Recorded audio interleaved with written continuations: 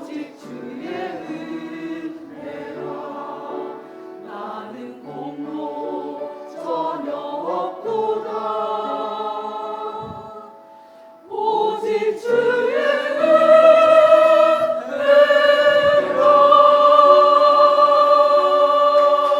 할렐루야. 감사합니다. 9월 둘째 주 금요일 날 연합 구역 예배 드린다고 합니다. 여러분 잘 생각해서 연합 예배 둘째 주에 13일 연합 구역 예배가 이루어집니다. 다음에는 하나님의 뜻을 이루어진다는 주제로 말씀 전할 때 많은 은혜 받으시기 바랍니다.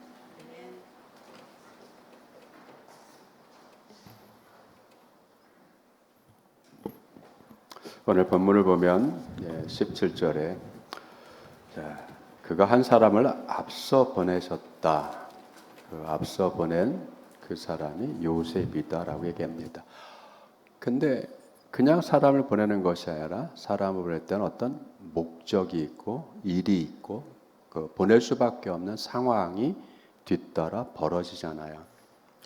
하나님은 아브라함의 후손들이 애굽으로 내려가게 하기 위해서 가나안에 기근이 들게 하셔서 양식을 모두 끊으셨습니다. 그게 16절 앞에 있는 말씀의 내용입니다. 창세기를 보면 하나님께서 가나안 땅에 기근을 주신 일이 세 차례의 기록이 되어 있습니다. 첫 번째 기근은 아브라함이 가나안에 도착을 한 지 얼마 안 됐을 때에 벌어졌던 일입니다. 기근이 너무 굉장히 심해서 아브라함은 곡식을 얻기에 상당히 살기 좋은 애굽으로 내려가는 여행을 또 단행을 해서 애굽을 내려갔습니다. 두 번째 기근은 아브라함의 아들 이삭이 가나안의 그랄 땅에 거할 때 또 한 번 혹독한 가뭄이 또 기근이 듭니다. 또 세 번째의 기근, 오늘 관련된 이야기는 할아버지 아브라함, 아버지 이삭 때보다 더 어마어마하게 큰 야곱의 일가가 겪게 되는 기근입니다. 가나안뿐만 아니라 그 밑에 있었던 대제국 애굽 전역까지 심대하게 경제적인 타격을 일으킬 수밖에 없는 기근입니다.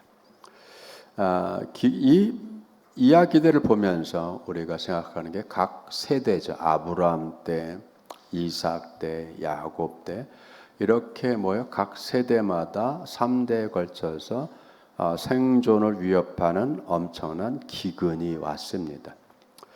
기근이란 역경이 인생 가운데 늘 있다라고 하는 것을 우리에게 알려주는 대목입니다.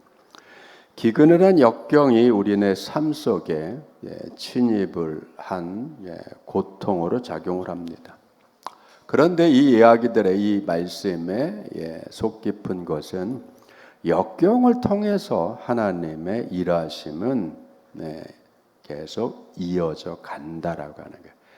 아무리 역경에 와오고 힘든 일을 겪고 삶을 포기하고 싶은 마음이 들 정도로 그런 심정이 일어날 정도의 극심한 어려운 일들이 벌어지고 겪을 수밖에 없지만 그러나 여전히 하나님은 그 속에서도 일을 하신다라고 하는 거예요.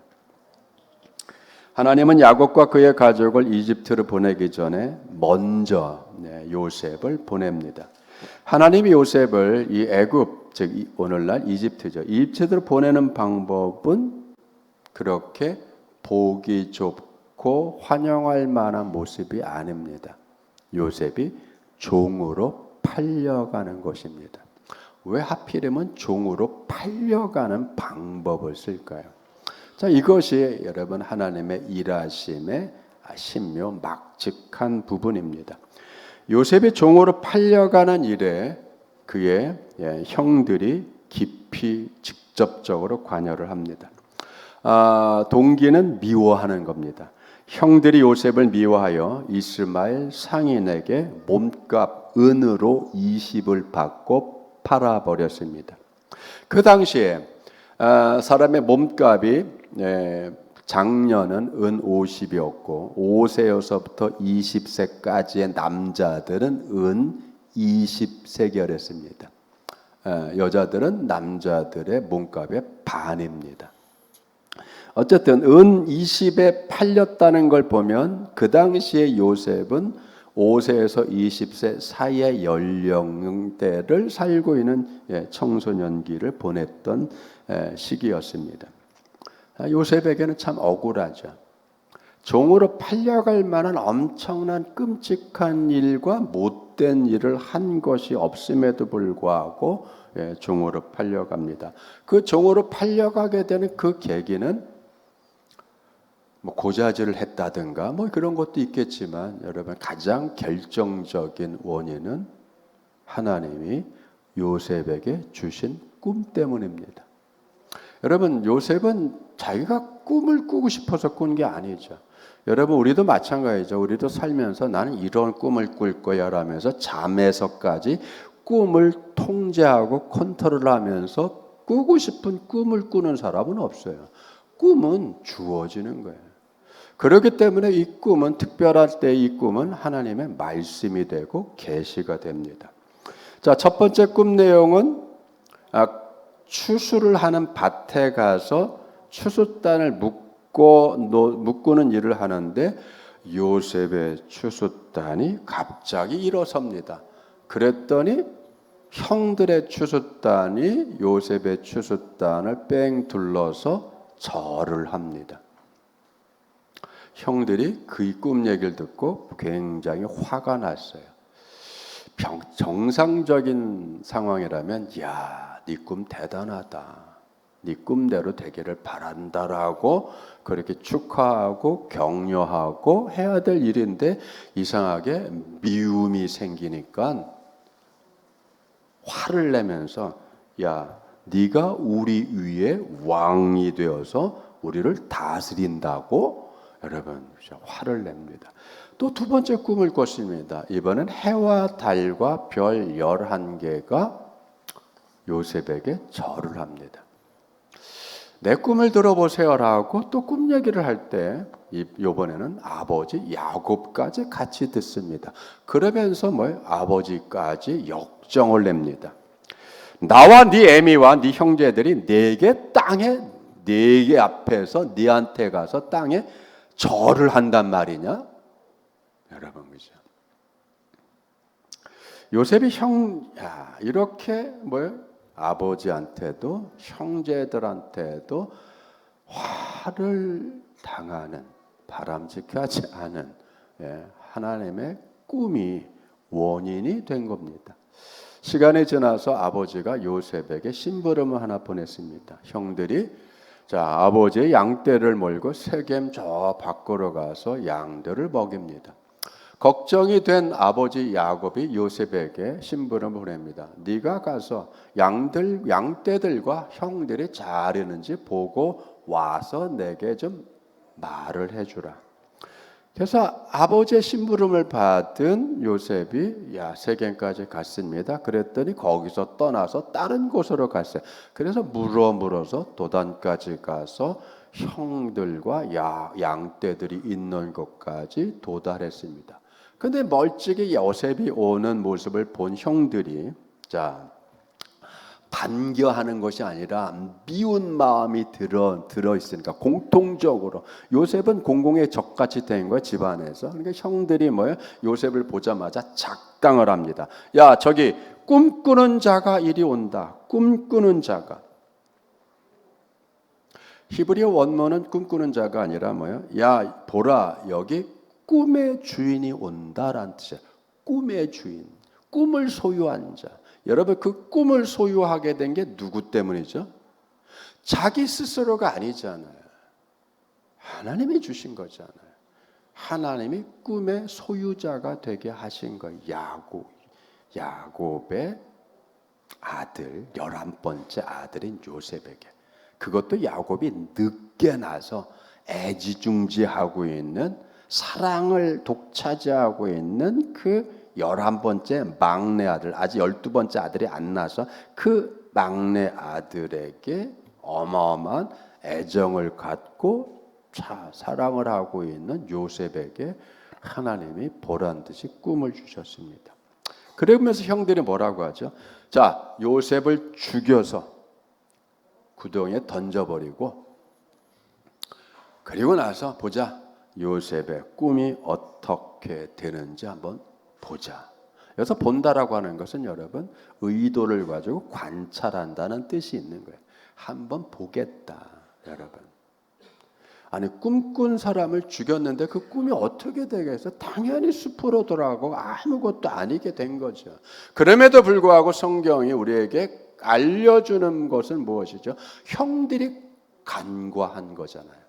형들의 간과한 내용에 대해서 우리가 그 행간을 읽을 수 있게 하신단 말이에요. 형들이 간과한 게 뭐예요? 요셉의 꿈은 요셉이 꾸고 싶어서 꾼 자기의 이상도 아니고 인생 계획도 아니고 뭐예요? 자기의 포부도 아니었단 말이에요. 하나님이 주셨단 말이에요, 여러분. 요셉의 꿈은 하나님이 주신 하나님이 요셉을 향한 계시이며 말씀이며 하나님의 계획이란 말이에요. 그러니까 요셉을 죽여서 그 꿈이 어떻게 이루어지는지를 한번 좀 눈뜨고 보자라고 한 그 의도는 굉장히 뭐예요? 불손하고 하나님께 악이 되는 거잖아요. 왜? 하나님을 대항하는 거잖아요. 여러분 그런 거죠. 우리의 인간과 수단과 방법을 다 동원해서 여러분 그렇잖아요. 내 운명을 바꿔보겠다. 내 운명을 바꿔보겠다. 나는 내 운명의 주인이 되겠다. 여러분 백날 그렇게 해봐야 자기 인생, 자기 운명에 우리는 주인이 되지 않습니다. 그걸 언제 깨닫죠? 하다 안 되고 실패를 경험하고 할 때에 그때 비로소 겸손해집니다. 겸손해지는 거예요. 그 겸손이 보배가 되는 거예요. 자기 삶에 비로소 자기 인생을 보배롭게 만드는 건 겸손해질 때입니다. 여러분, 이 형들이 놓친 핵심이에요. 하나님께서 주셨다는 것. 형들이 깨닫지 못한 것은 하나님의 계획은 인간의 어떠한 방해 속에서도 반드시 그건 이루어진다라고 하는 것입니다. 상황이 어떻든 형편이 어떻든 처지가 어떻든 지금 내가 처한 그 상황이 내가 겪고 있고 당하고 있는 그 현실이 어떠하든 그것이 우리를 무너뜨릴 수 없고 우리를 실패하는 인생으로 만드는 게 아니에요. 하나님이 주신 꿈이 이루어지는 방법도 참 예사롭지 않잖아요. 요셉은 다행히 죽임을 당하지 않고 이집트의 노예로 팔려갑니다. 요셉을 종으로 산 사람은 하필이면 최고의 권력을 가진 파라오를 지키는 경호대장, 즉 시위대장인 보디발의 집에 종으로 팔려갑니다. 여기에 놀라운 반전이 있는 거잖아요. 요셉이 이집트 왕의 측근인 경호대장의 보디발 집에 팔려갔다는 것은 훗날 요셉이 이집트 안에서 정치 무대에 등장할 수 있는 여러분 배경 중에 하나가 되고 그것이 하나의 계기가 된단 말이죠. 요셉은 하나님의 말씀이 응할 때까지 노예 생활합니다. 그것이 오늘 말씀이죠. 오늘 말씀. 자, 19절 보세요. 여호와의 말씀이 응할 때까지라죠. 여호와의 말씀이 응할 때까지. 여기서 말하는 여호와의 말씀이 뭐죠? 여호와의 말씀은 여러분 하나님께서 요셉에게 꿈이라고 하는 언어를 통해서 준 하나님의 계시란 말이에요. 근데 이 꿈을 여러분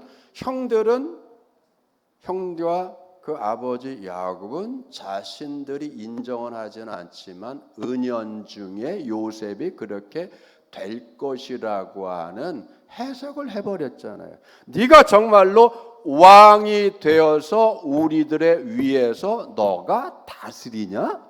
저는 여러분, 그렇게 형들이 화를 낼 때 주님은 뭐라고 생각하셨겠어요?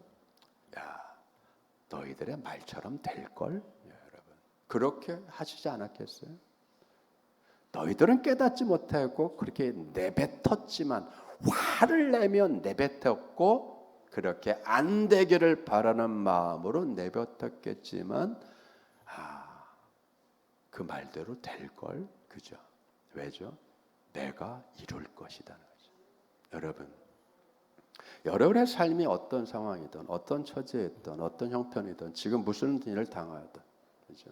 손해를 보았던, 건강에 문제가 있던, 자녀들의 근심거리가 있던, 가정에 문제가 있던, 뜻대로 되지 않던, 여러분, 그거에 너무 연연해하지 않으시기를 바랍니다.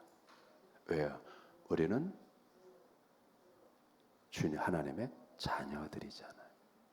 여러분, 하나님의 자녀들이잖아요. 아버지가 책임을 지잖아요. 훈련이 필요할 때는 훈련을 시키시고, 연단이 필요할 때는 연단의 과정에 놓으시고, 지혜가 필요할 때는 깨우치게 하시고, 다양한 방법으로 하나님의 자녀는 우리들을 영화롭게 다듬어 세우시지 않으시겠냐고요. 자, 오늘 본문으로 들어가면 그의 발자, 노예 생활이 어떤지를 한번 보겠습니다. 그거를 아주 짧게 간명하게 이렇게 표현했습니다. 그의 발은 차고를 차고 그의 몸은 쇠사슬에 매였다. 그런데 히브리어 원문은 몸이라는 단어가 나오잖아요. 그건 네페시, 영혼, 영이라는 말이 나와요. 즉 발은 신체죠. 신체적으로 발은 찼고, 즉 족쇄에 채워져서 지금 갇혀 있고, 몸도 그렇게 노예 생활하는데 혼까지 쇠사슬에 꿰어져 있다는 뜻이에요. 뭐죠? 정신 못 차리는 겁니다. 영육간이 힘든 거죠. 노예는요, 자기 정신을 사는 게 아니에요. 노예는, 종은 사고력을 가지면 안 됩니다. 판단력을 가지면 안 돼요. 시키는 일을 그냥 해야 되는 거예요. 여러분, 노예는, 종은 죽을 권한도 없어요. 스스로 자기를 죽이지도 못해요. 그런 생각을 가지면 안 돼요. 즉 혼이 꿰뚫렸다, 쇠사슬에 혼까지 꿰뚫렸다. 얼마나 여러분 요셉이 그 노예 생활이 얼마나 정신없고 얼마나 바쁘고 얼마나 고되고 얼마나 여러분 저 많은 일들을 정신없이 그걸 처리해야만 했겠어요. 대우가 좋았겠어요? 아니죠. 무시당하죠. 인격이 어디 있어요, 여러분? 오늘날은 인격 옹호 시대라서 별일에 다 인격과 인권을 갖다 대요. 여러분, 그죠? 우리는 그게 너무 익숙해요. 그러나 그렇기 때문에 여러분, 발에 착고에 채이고 혼까지 쇠사슬에 꿰뚫려 있다라고 하는 것을 우리는 잘 이해를 못할 수 있는 거예요. 여러분, 이러한 상태로 여러분 언제까지? 말씀이 응할 때, 말씀이 이루어지는 그 때가 될 때까지 아주 혹독하게 여러분 살아가는데, 그 다음 말씀이 뭡니까? 여호와의 말씀이 응할 때까지, 자, 그 말씀이 그를 단련했다. 여러분, 그죠? 보디발 주인이 이렇게 단련하고 저렇게 단련하고 이 훈련을 시키고 저 훈련을 시켜, 그게 아니라 요셉의 이 노예 생활을 더 가치 있게 하나님의 뜻을 이루는 방향으로 누가 이끌어 갔다고요? 하나님께서 그를 이끌어 갔다는 거예요. 그죠? 그를 단련하고 단단하게 만들고 쓸데없는 마음과 쓸데없는 생각을 갖지 않게 순전하게 금과 같은 모습을 가질 수 있게 아주 훌륭하게, 아주 아름답게, 아주 영광스럽게 그를 단련하고 재련하는 과정으로 하나님이 삼으셨다는 거예요. 지금 고통스러워요? 하나님이 연단을 하시는 거예요. 지금 괴로워요. 하나님이 연단하시는 거예요. 여러분들을 흠없고 점없고 아름답고 거룩하게 만들어 가시는 과정을 주님이 행하시는 거예요. 우리는 주님과 함께 그 길을 걸어가는 겁니다. 그 말씀이 그를 단련했다. 단련하다는 거 우리가 알잖아. 연단하고 재련하는 거. 용광로에 여러분 금붙이를 넣어서 그걸 뜨겁게 녹여서 불순물을 제거하잖아요. 쇠도 뜨겁게 달구어서 두들기면서 잡철들을 다 불순물을 뽑아내잖아요. 여러분, 그게 연단과 재련의 과정이잖아요. 요셉을 재련하시고 요셉에게 불필요한 것들을 제거하시고 하나님이 보시기에 순전한 자로 만드는 그 과정을 하나님께서 요셉에게 밟게 하신 거잖아요. 그렇기 때문에 하나님의 말씀을 살아있는 실제적 능력으로 우리는 여러분 고백할 줄 알아야 돼요. 시편 119편 50절에 이런 말씀이 있습니다. 이 말씀은 나의 고난 중에 위로라. 주의 말씀이 나를 살리셨다, 소생시키셨다. 여러분 놀랍잖아요. 내가 나된 것은 나의 의지와 나의 계획과 내 인생을 살려고 하는 그 악착 같은 심에서가 아니라 내가 나답게 하고 내가 나를 살리고 내가 살아갈 수 있게 하는 그 원동력은 내가 아닌 하나님이며 하나님의 말씀이라는 거잖아.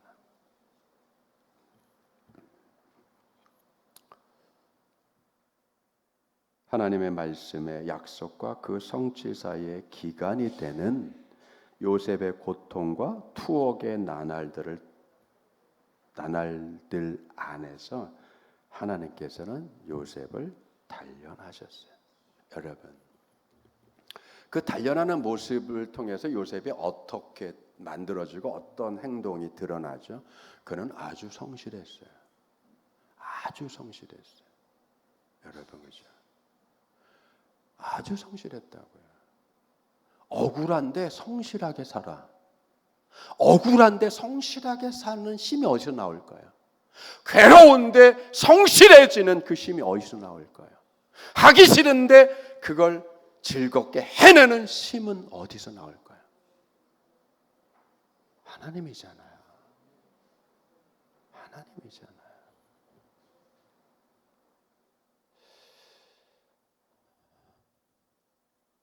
저는 제 통장에 들어오는 생활비가 없지만 저는 즐겁게 살아요. 네. 우리 장사관이 다 가져갑니다. 저는 뭐라고 안 해요. 그렇죠? 그 힘이 어디서 나올까요? 그렇죠? 여러분 그런 거예요. 여러분 절 보면서 좀 이렇게 즐겁게 사시길 바랍니다. 네. 저보다 많이 버시잖아요. 얼마나 많이 벌으세요? 얼마나 많이 벌으세요? 저보다 그냥 10배 더 많이 버시잖아요. 그렇죠? 근데 인상이 밝으셔야 되잖아요. 기쁨과 즐거움과 감사가 매일 나와야 되잖아요. 그렇죠? 여러분. 여러분들 저보다 더 훌륭하셔요. 다 재산가잖아요. 저보다. 여러분 그렇죠. 가지고 있느냐 없느냐가 아니잖아요. 여러분. 우리는 자꾸만 얼마를 가지고 있냐? 그걸 자꾸 비교하면서 그죠? 상대적인 비교 속에서 불행도 느끼고 여러분 얼마 전까지만 부탄이 행복 지수가 제일 높았다고 하잖아요. 부탄이라는 조그만 왕국이. 그래서 언론인들도 가고 TV 프로그램도 만들고 행복의 근원이 뭔지, 행복이 뭔지를 열심히 탐구하러 탐방도 가고 막 그랬잖아요. 그런데 여러분 스마트폰이 들어가고 인터넷을 하게 되고 그 이후에 부탄 국민들이 어떻게 됐죠? 행복 지수가 더 올라갔나? 아니에요, 여러분. 행복 지수가 곤두박질 쳤어요. 왜죠? 비교하기 시작하니까. 비교하기 시작하니까. 인터넷 속에서 들어오는 그 많은 외국의 사람들을 보니까 어마어마하게 살거든요. 여러분 그런 거예요. 핀란드가 최고로 잘 살아요? 겉보기만 잘 살죠, 여러분. 대부분 국민들의 평균 수익은 한참 밑도입니다. 가난해요, 여러분. 그런 수치와 눈에 보이고 TV가 보여주는 것에 여러분 속지 마세요. GDP 수치 이런 거에 속지 마세요. 여러분 그렇잖아요. 우리는 이런 거에 많이 속아 살고 비교하고 산단 말이에요. 근데 우리는 어디 속에 살아요? 요셉이 하나님의 말씀 안에서 사셨듯이 우리도 주님의 말씀 안에서 살아갑니다. 말씀의 운동력을 통해서 우리가 살아가는 거예요. 말씀이 역사하는 방향으로 우리가 이끌려가는 거예요. 여러분, 요셉에게 한 사람에게만 하나님의 뜻을 정한 것이 아니라 저와 여러분 모두에게 하나님은 뜻을 두고 계시고 여러분의 가정에 대해서, 여러분의 자녀들에 대해서, 자손들에 대해서, 이 교회에 대해서, 이 사회에 대해서 여러분 하나님은 여러분들이 해야 될 역할에 대한 거룩한 역할에 대해서 다 뜻을 가지고 계시는 거예요. 그렇기 때문에 그 뜻이 여러분이 어떤 상황, 어떤 처지에 있든지 관계없이 하나님은 그 속에서 역사하시는 거예요. 여러분, 고난하면, 고통하면 여러분 잘 살다가 평안하게 살다가 거룩하게 살다가 하루아침에 여러분 인생 나락 밑바닥에 처박혀가지고 고난을 겪었던 고난의 여러분 대표적인 대명사가 누구죠? 욥이잖아. 욥이 여러분 무슨 얘기를 합니까? 내가 가는 길은 난 모르는데, 그죠? 나의 길이죠. 나의 길은 모르지만 그는 아시나니 나를 어떻게 한다고요? 순금같이 나오게 하리라. 여러분 욥기 23장 10절인데 그 바로 앞에 9절에 이런 말씀이 있어요. 그가 왼쪽에 있으나 내가 만날 수 없고 그가 오른쪽으로 돌이키시나 배울 수 없구나. 이게 뭐죠? 하나님은 일하고 계시는데 깨닫지 못한다는 거예요. 볼 수 없다는 거예요. 볼 수 없어요. 오른쪽을 봐도 볼 수 없고 왼쪽을 봐도 볼 수 없고 아무리 내 두 눈을 가지고 주님이 나를 위해서 역사하고 있다는 것을 깨달을 수 없고 일하는 것을 알 수 없지만 그러나 그분은 내가 가는 길을 안다. 근데 내가 가는 길, 나의 길이 여러분 원문에는 뭐라고 되어 있냐면 데레크 임마힘, 데레크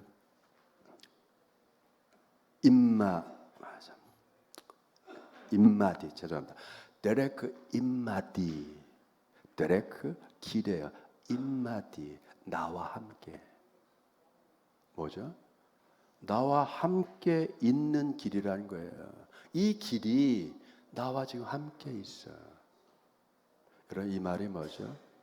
임마누엘 하나님이 나와 함께 하시다 같은 여러분 같은 문법이에요. 이 말은 뭐냐면 여러분 자 임마디 나와 함께 있어 그 레레크 이 길이 내가 가는 이 길이 고통스럽고 환난이고 고난인데 이 길이 나와 함께 있어. 그 얘기는 뭐죠? 여러분 환난이 일을 하는 거예요. 고난이 일을 하는 거. 무슨 일을 하죠? 나를 정금같이 만들어내는 일을 그 환난도 하나님과 함께 일을 하고 있는 거예요. 아픔이 배신당해서 쓰라린 것이 고통당하는 것이 마이너스 나는 적자가 나를 괴롭게 하는 사업이 나를 괴롭게 하는 직장 일이 그 모든 길이 나를 만들어내고 순수하게 만들고 신앙을 갖게 하고 하나님을 바라보게 하는 거룩한 하나님의 자녀로 만들도록 함께 일을 하고 있다는 거예요. 그렇기 때문에 여러분 싫어하면 안 돼요. 감사로 받으면 버릴 게 없는 거예요.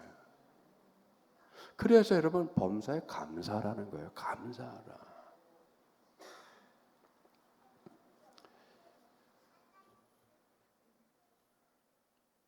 나와 함께 있는 길, 여러분. 하나님이 정하신 때가 이르자, 자, 하나님은 그 때가 이르자 어떻게 했죠? 파라오로 하여금 감옥에는 요셉에게 자유를 주잖아요. 데려와라. 데려와라. 그를 데려와라. 그리고 뭘 줍니까? 통치권을 주잖아요. 두 가지를 줬어요. 자유와 통치권을 줬어요. 여러분, 그리고 나서 어떻게 합니까? 그 대위기, 7년 풍년이 좋은 걸까요? 아니면 여러분, 그 위기예요. 평상시보다 돈이 많이 들어와요. 그 좋은 일만은 아니죠. 위기죠, 여러분. 위기죠. 풍년도 위기고 돈 많이 들어오는 것도 위기고 매출이 증가하는 것도 위기고 그걸 유지해야 될 거 아니에요. 그거 다 위기예요, 여러분. 그 위기를 어떻게 관리를 해야 되죠. 풍년도 관리해야 되고 흉년도 관리해야 되고 자나깨나 뭐요? 관리를 해야 되는 거예요. 돈 많이 들어왔다고 흥청망청 써버리기 시작하면 어떻게 되죠? 그게 여러분 관리를 못한 거잖아요. 언제까지 돈이 들어와나요? 언제까지 매출이 계속 증가하나요? 곤두박질 칠 때가 있는데. 그래서 여러분, 많은 나라들의 적자 폭이 점점 늘어나잖아요. 왜죠? 소비가 증가됐으니까. 씀씀이가 늘어나는 게 위기란 말이에요. 소비가 늘어나는 게 위기란 말이에요, 여러분. 10만 원 썼다가 20만 원 쓰는 게 위기죠. 20만 원 썼다가 100만 원 써보세요. 위기죠. 100만 원 썼다가 300만 원 써보세요. 위기죠, 여러분. 거덜나는 위기죠. 파라오가 요셉에게 뭘 듣습니까? 풍년 7년을 어떻게 관리할지, 흉년 7년 어떻게 관리할지에 대해서 여러분 쫙 브리핑을 하니까 여러분 탐복을 하잖아요. 요셉의 지혜와 능력에 탐복을 해서 그 말을 듣자 탐복을 한 파라오가 뭐라고 합니까? 네가 다 관리해라. 나의 집을 다 관리해. 여기서 집은 뭐냐면 이 집은 여기서는 왕궁과 국고와 나라 전체를 얘기하는 거예요. 왜냐하면 파라오라는 말의 뜻이 큰 집이라는 뜻이에요. 이집트에서 파라오가 큰 집이라는 뜻이에요. 그렇기 때문에 파라오는 언제나 큰 건축 사업을 하는 거예요. 큰 집들을 짓는 거예요. 왕궁과 국고와 모든 것을 관리합니다. 그걸로 끝났을까요? 아니에요. 그 다음 말씀 보세요. 파라오가 여러분 요셉에게 뭘 또 줍니까? 자, 오늘 말씀. 그의 뜻대로 모든 신하들을 다스리며 그의 지혜로 장로들을 교훈하게 하였다. 대단하죠. 그의 뜻대로 뭐요? 여러분 원문은 마음대로예요. 레시피. 요셉이 파라오가 네 마음대로 해요. 네 마음대로 해. 여러분 생각했어요. 네 마음대로 하라고 말할 정도로 뭐요? 전폭적으로 신뢰하고 전폭적으로 믿고 전폭적으로 맡길 수 있는 신임을 얻은 사람이 된 거잖아요. 전폭적인 거잖아요. 여러분, 하나님께서 이 고난의 때에 여러분 요셉을 어떻게 만드는 거예요? 지혜로운 자로 만들고 전폭적으로 신뢰할 수 있는 자로 하나님께서 연단시키신 거잖아요. 여러분 전폭적으로 돈을 맡기고 재산을 맡기고 나라를 맡기고 행정을 맡겨도 다시 돌아와서 뒤로 뒷조사하지 않을 정도로다가 정직하고 성실하고 사심이 없고 공사를 가리고 그래서 맡겨진 그 임무를 그 직책을 가장 아름답게 해나갈 수 있는 사람으로 요셉을 연단시키셨잖아요. 이 훈련이 안 되면, 이 연단이 안 되면 법인카드 지 맘대로 쓸어 다니고 들어온 물건 다 빼돌려서 돈 만들어서 딴 데 쓰고 대한민국에서 벌어지는 현상들이 지금 이거잖아요, 여러분. 일개 무슨 체육회장이 별것도 아닌 자리에서 대단하게 왜죠? 연단이 안 됐으니까. 훈련이 안 돼서 돈 훈련이 안 된 거잖아요. 공금 무서운 줄 모르는 거잖아요. 법인카드 무서운 줄 모르는 거잖아요. 박정희 대통령께서 사단장을 했을 때 그 유경수 여사가 차를 안 내주니까 불편하게 걸어 다니고 버스 타고 다니고 택시 타기도 다니고 그래서 푸념 섞이게 얘기했어요. 우리 박관 양반은 다른 사단장들은 다 부인한테 관용차 주는데 나한테는 안 줘. 이렇게 야박해. 했더니 옆에서 뭐라고 하신 줄 알아요? 야, 그 부인한테 차 내주는 거, 그 공금 횡령이야.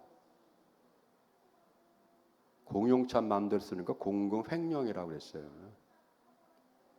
근데 겁 없이 쓰고 다니잖아요. 마누라들이 정신없이. 수준이 그런 거란 말이에요. 왜? 훈련이 안 됐으니까. 훈련이 안 됐잖아요. 훈련이.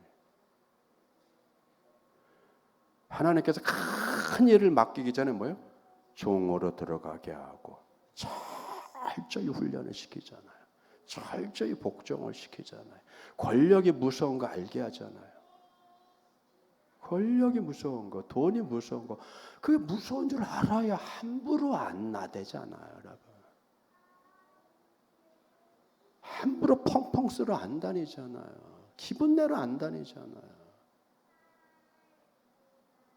그렇기 때문에 여러분, 주님은 우리를 사랑하는 자녀 삼아 주셔서 우리의 가정뿐만 아니라 자녀들뿐만 아니라 사업체, 현실에 감당해야 될 부분의 책임자로 세워주시고 교회의 직분자로 세워주셔서 그걸 감당케 하셔요. 근데 여러분 그 감당하는 훈련들이 잘 돼야 하나님 나라의 후사가 돼서 어마어마한 주님의 나라를 하나님 아버지의 생각과 뜻과 수준에 도달해서 하나님 아버지와 같은 경영의 능력이 베푸는 능력이 우리에게 나와야 되잖아요. 그렇기 때문에 여러분 때로는 현실의 삶을 통해서 연단하시고 훈련하시는 하나님, 그걸 능히 견뎌낼 수 있는 담대함을 주시고 상황이 어렵지만 이겨낼 수 있는 신앙의 용기와 담력들을 주님이 함께해 주신 줄 믿으시기를 바랍니다. 기도하겠습니다. 은혜가 풍성하신 아버지 하나님 감사드립니다. 주님께서 주의 말씀이 응할 때까지, 말씀이 이루어질 때까지 그 말씀이 주님 주시는 말씀, 주님 주시는 그 계획을 이루어질 그 때가 될 때까지 요셉을 훈련하고 단련하셨던 것처럼 우리를 훈련하시고 단련하시고 이끌어 주시고 그래서 우리가 어려운 일, 억울한 일, 손해보는 일, 뜻대로 안 되는 상황, 그런 모든 힘겨운 상황 속에서도 변치 않고 쓰러지지 않고 도망가지 않고 외면하지 않고 다른 곳으로 가지 않고 그 자리를 지키고 견디는 그 마음을 갖게 하시고 그 정신을 갖게 하시고 그 자세를 갖게 하실 뿐만 아니라 그를 통하여서 우리를 다듬으셔서 때가 되어서 훌륭하게 그 일들을 감당하는 일꾼으로 만들어 가시는 아버지 하나님, 저희들에게 순간순간 모든 상황 속에 함께해 주시고 이끌어 주심을 믿고 주님을 따르는 순종의 믿음을 갖고 이제 또 한 주간을 살기를 원합니다. 성령으로 충만히 채워주시고 우리를 온전히 인도하여 주시옵소서. 감사드리며 예수님의 이름으로 기도드리옵나이다. 아멘.